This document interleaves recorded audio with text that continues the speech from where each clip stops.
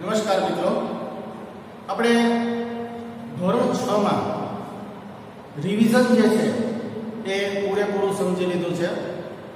છેલ્લા લેક્ચરમાં એક્સરસાઇઝની સૂચનામાં મેં તમને એવું આપેલું હતું કે તમે તમારી જાતે એને સોલ્વ કરવા પ્રયત્ન કરજો.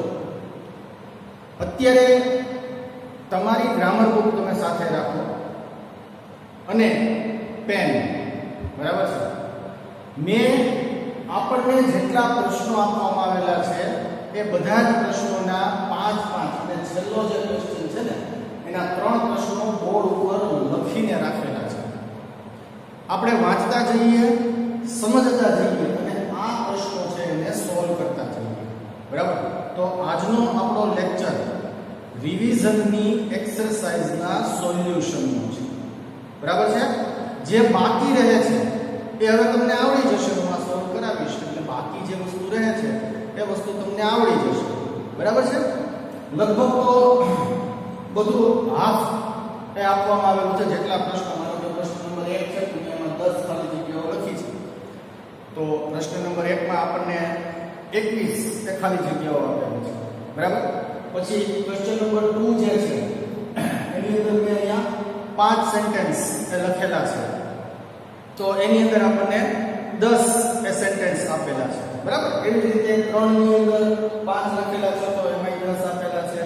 એક ચોથો ક્વેશ્ચન જે છે એની અંદર આપણને 10 વાક્યો આપેલા છે પણ અહીંયા મેં 3 વાક્યો લખેલા છે, પણ એ આપણે સમજાઈ જશે. તો રિવિઝનના સોલ્યુશનની આપણે શરૂઆત કરીએ, બરાબર. પેન અને ગ્રામર બુક બધાની તૈયાર જ હશે. આપણે ક્વેશ્ચન નંબર 1 થી એ સમજીએ તો સૌથી પહેલો ક્વેશ્ચન છે એ અને એન વડે ખાલી જગ્યા પૂરો, બરાબર. આપણે કેટલાક શબ્દો આપેલા છે. કયા શબ્દમાં આર્ટિકલ એ અને કયા શબ્દમાં આર્ટિકલ એન એ જવાબમાં આવશે. આપણે એ શબ્દ વાંચી અને એની સામે એ ખાલી જગ્યામાં આપણે આન્સર લખવાનો છે કે આમાં એ આવશે, આની અંદર એન આવશે, બરાબર છે. તો સૌથી પહેલું બુક આપેલું છે. તો બુક જે છે એનો પ્રથમ અક્ષર બ એટલે કે વ્યંજન છે, બરાબર. તો વ્યંજન હોય, એક વચન હોય તો આપણે એની સામે એ શું લગાડી શકીએ? આર્ટિકલ એ. તો અહીંયા આપણે લખશું એ, બરાબર. જવાબ થશે અ બુક, બરાબર. એવી રીતે બીજું ઓનિયન.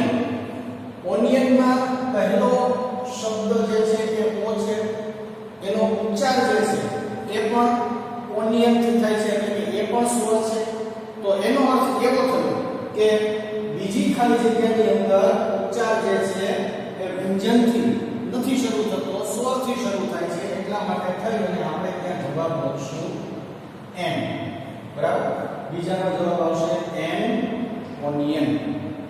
ત્યાર પછી ત્રીજું એમાં છે એપલ. તો એપલ જે છે એમાં પણ ઉચ્ચાર પ્રથમ જે અક્ષર છે એનો અ થી થાય છે એટલે કે એ પણ સ્વર છે. તો ત્યાં પણ આપણે જવાબમાં લખશું એન, બરાબર છે. ચોથી ખાલી જગ્યા છે હોર્સ, બરાબર. જેમાં ઉચ્ચાર જે છે એ વ્યંજનથી શરૂ થાય છે અને એટલા માટે થઈ અને આપણે એ ખાલી જગ્યાના આન્સરમાં લખશું એ. ત્યાર પછી 5 નંબર. તો 5 નંબરની અંદર આપેલું છે આપણને પેરટ. ઉચ્ચાર જે છે એ પ એટલે કે વ્યંજનથી થાય છે તો ત્યાં આપણે લખશું એ, બરાબર.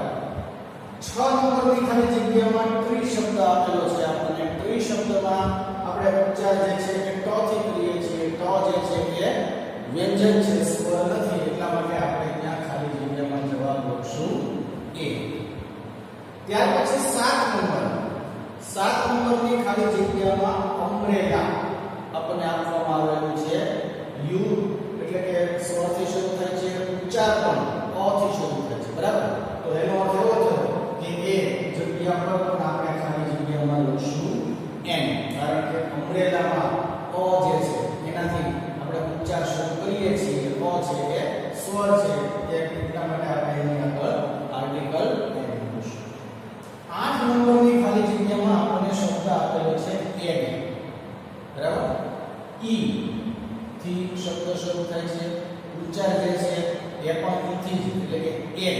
એવા થી ઊંચા જે છે શરૂ થાય છે અક્ષરથી, એટલા માટે થઈને આપણે ત્યાં ખાલી જગ્યામાં લખશું n.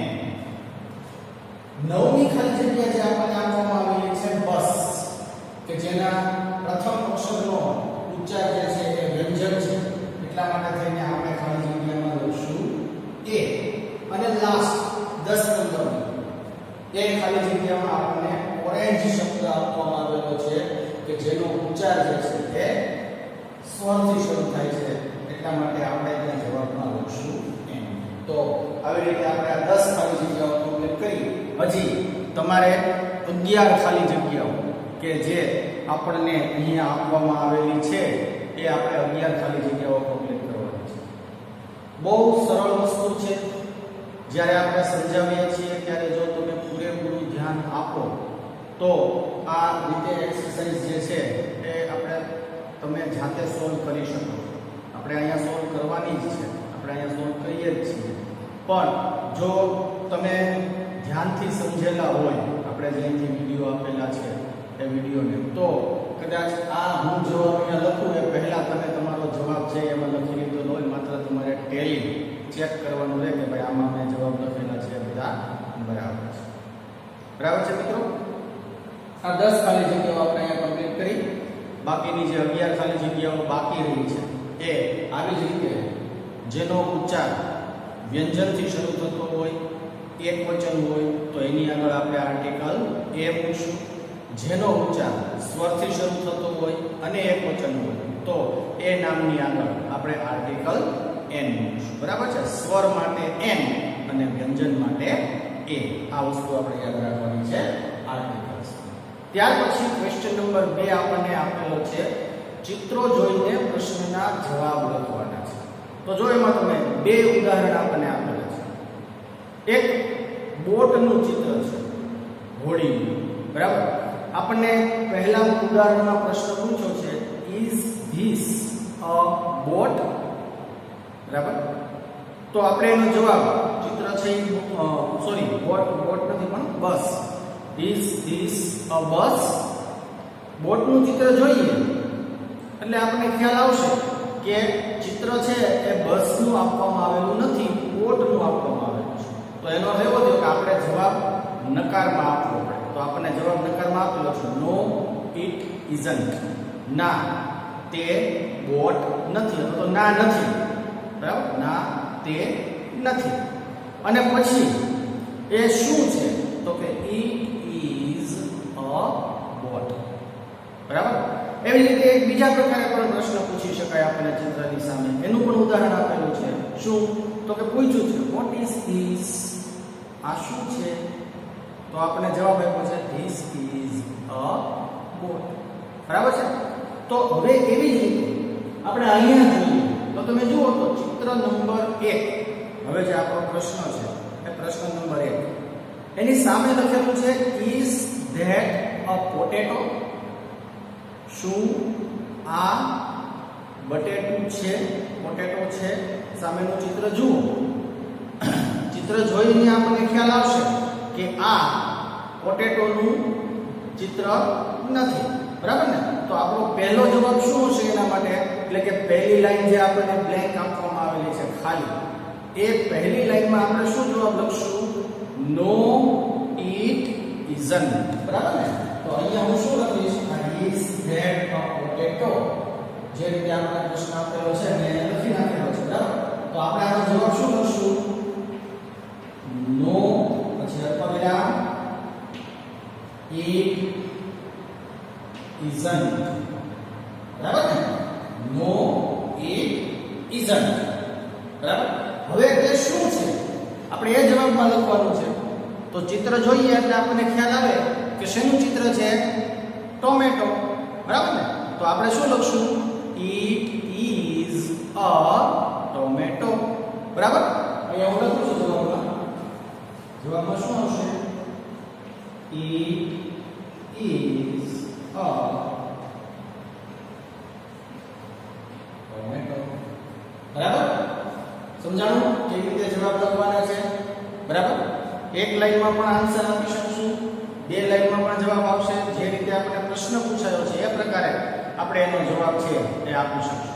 ત્યાર પછી ચિત્ર નંબર 2. ચિત્ર નંબર 2 માં આપણને પ્રશ્ન છે વોટ ઇઝ ધીસ? આ શું છે? What is this? બરાબર ને? આ શું છે? તો આપણે જવાબમાં શું લખશું? This is a banana. બરાબર? એકદમ શોર્ટમાં આન્સર આવશે. એક જ આન્સર આવશે. અહીંયા જે બે આન્સર આવ્યા અહીંયા માત્ર એક જ આન્સર આવશે.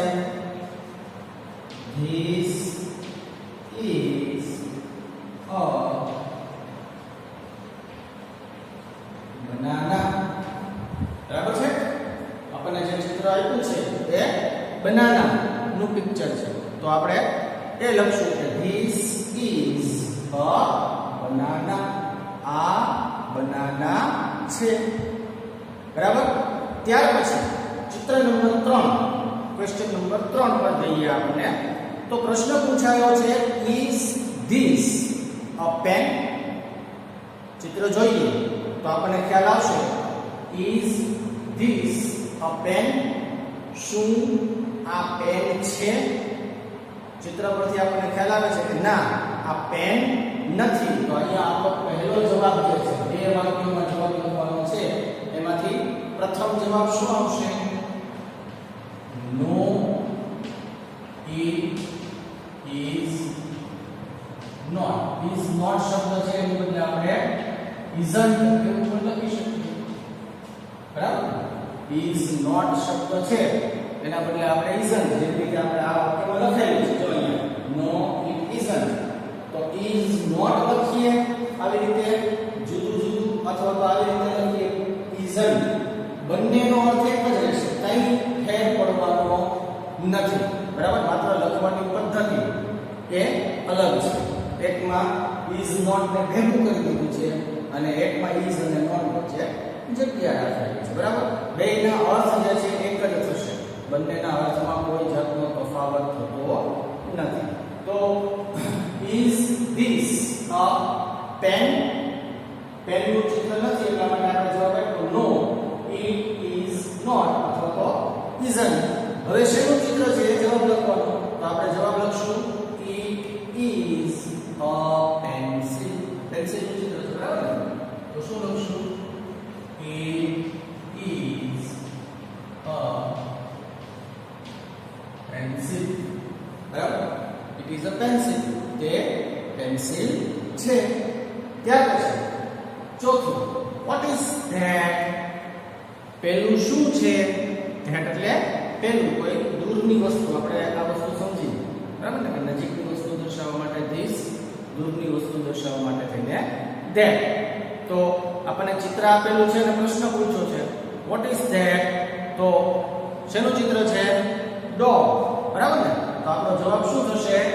That is a dog. અહીંયા આપણે આન્સર લખીએ ધેટ ઇઝ અ ડોગ. બરાબર? What is that? તો ધેટ ઇઝ અ ડોગ. ત્યાર પછી આપણને પાંચમો પ્રશ્ન છે ઇઝ ધીસ અ ગ્લાસ? બરાબર? પાંચમો ક્વેશ્ચન જે આપણને આપેલો છે એમાં પ્રશ્ન પૂછાયો છે ઇઝ ધીસ અ ગ્લાસ? તો ગ્લાસનું ચિત્ર છે? નથી. ગ્લાસનું ચિત્ર નથી. તો આપણો પ્રથમ જવાબ no it is not. It isn't. હવે મિત્રો લખવામાં મારે થોડી મિસ્ટેક થઈ ગઈ છે કે અહીંયા મારે થોડી જગ્યા રાખવાની જરૂર હતી, કારણ કે આપણે આનો બીજો જવાબ પણ લખવાનો છે. બરાબર? તો હવે હું એનો બીજો જવાબ અહીંયા બાજુમાં લખું છું, પણ તમારે તમને જે જગ્યા આપેલી છે નીચે એમાં જ તમારે લખવાનું છે.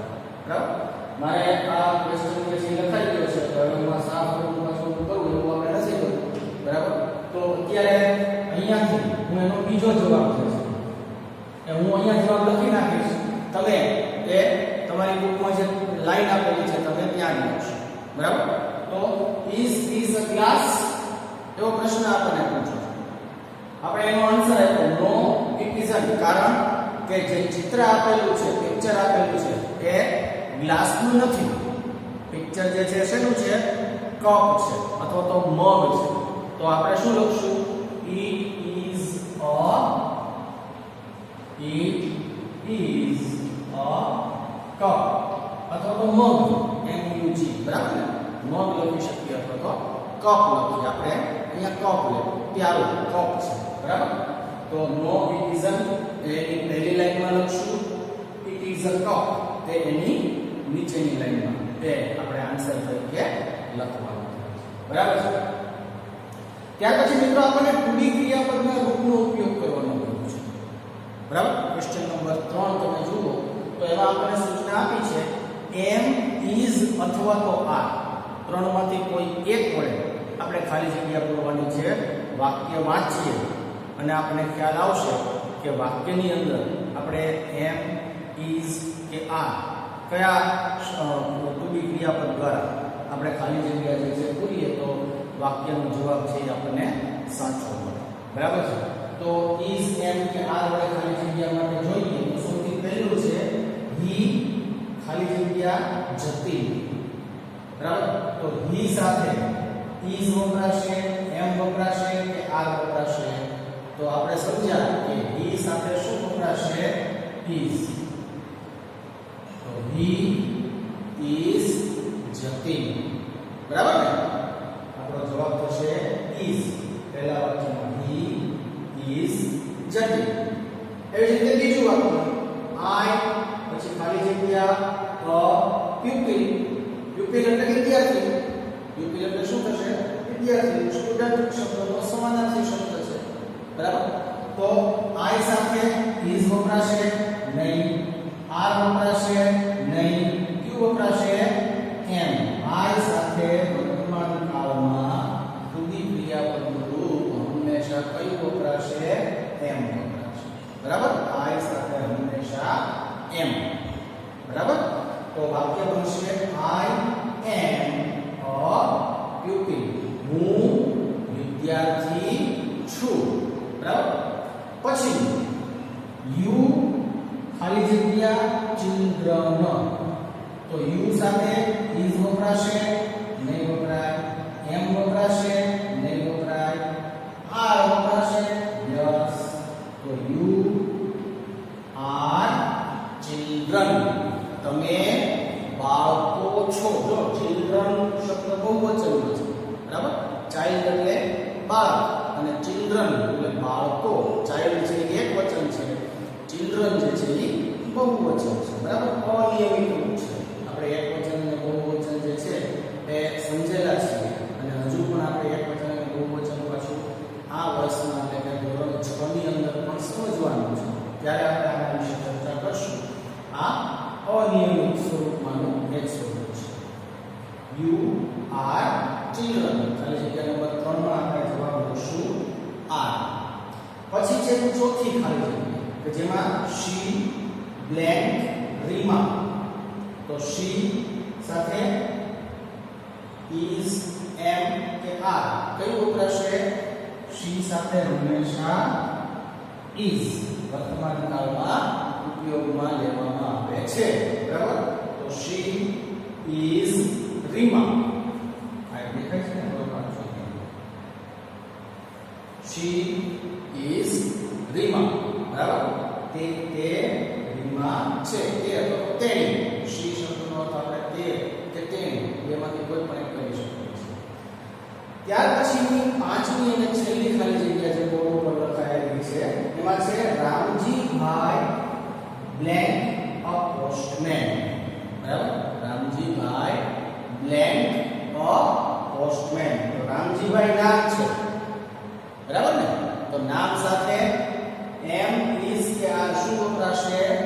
ઇઝ. તો રામજીભાઈ ઇઝ અ પોસ્ટમેન, બરાબર છે? તો અહીંયા એમ, ઇઝ કે આર ની જે આપણને ખાલી જગ્યાઓ આપવામાં આવેલી છે એ ખાલી જગ્યાઓના આપણે જે રીતે અહીંયા આન્સર કર્યા એ પ્રમાણે એના આન્સર્સ જે છે એ આપણે લખવાના છે. પછી 5 ખાલી જગ્યા એ તમારે જાતે કરવાની બાકી રહી છે ગ્રામરની અંદર 6 નંબરથી લઈને 10 નંબર સુધી, બરાબર છે મિત્રો?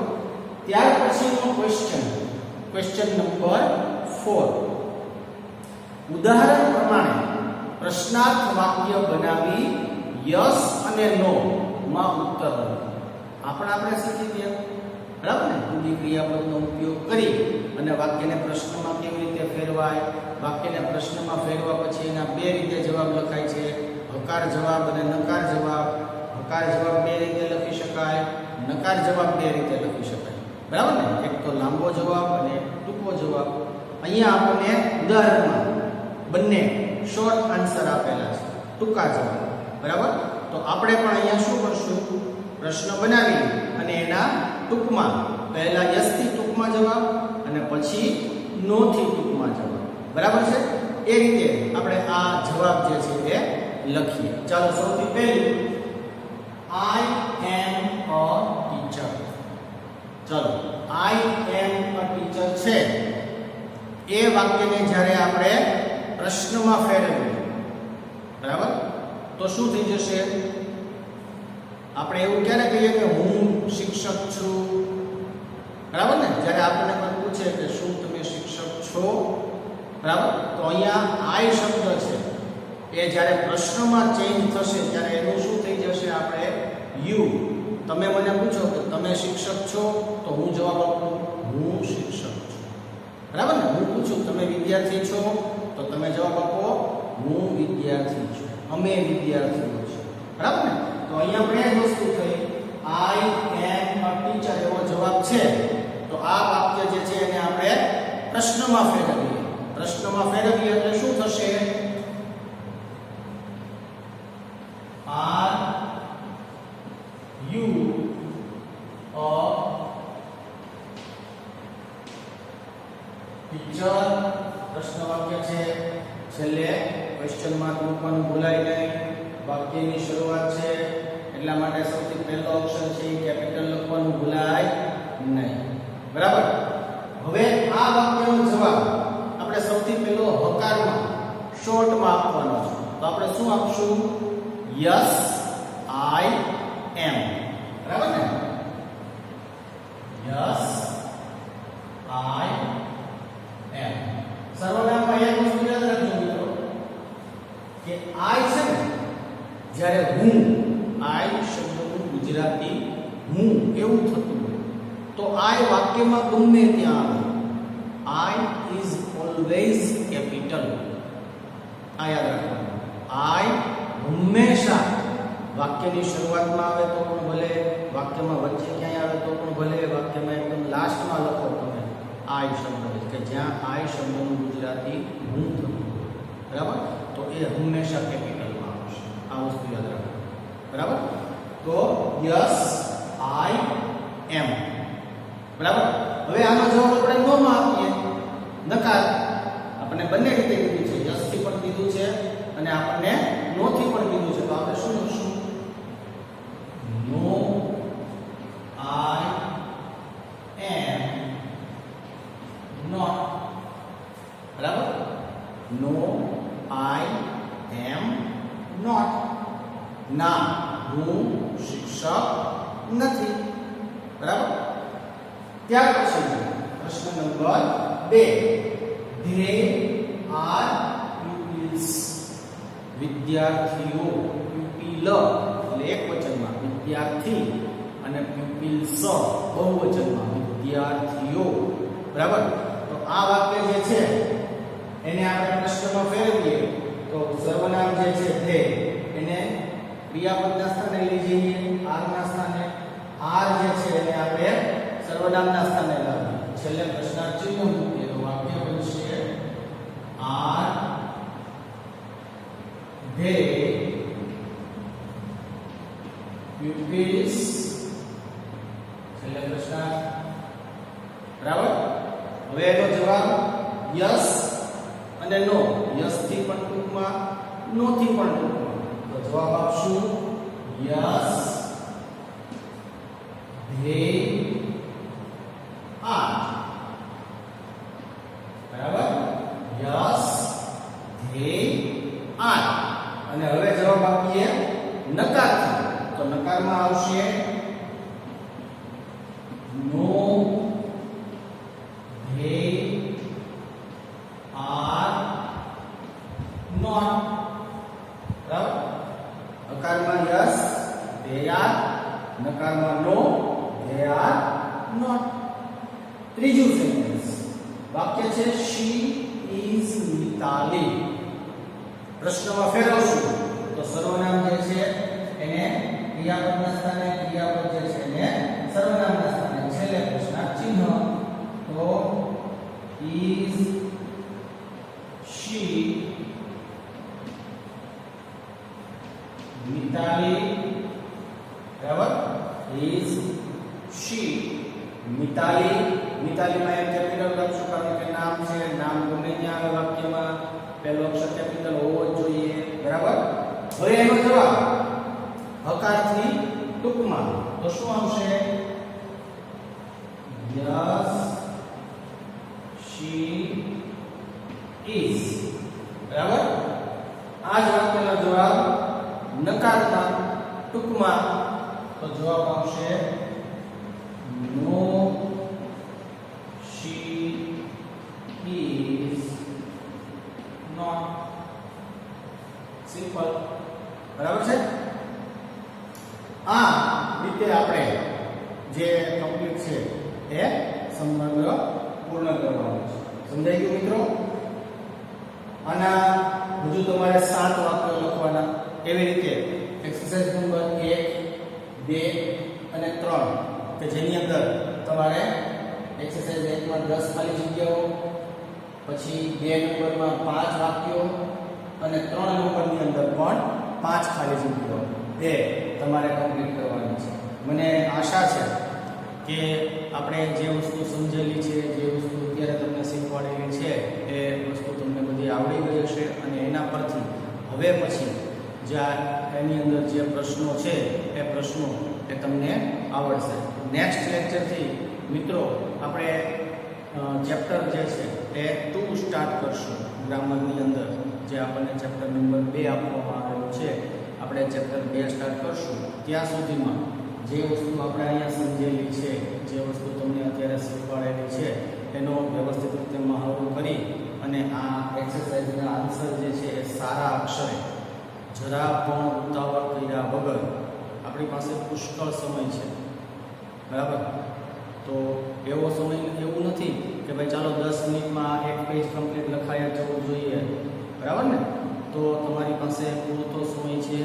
એકદમ આરામથી સારા અક્ષરો વડે આ જવાબો જે છે એ લખી નાખવાના છે.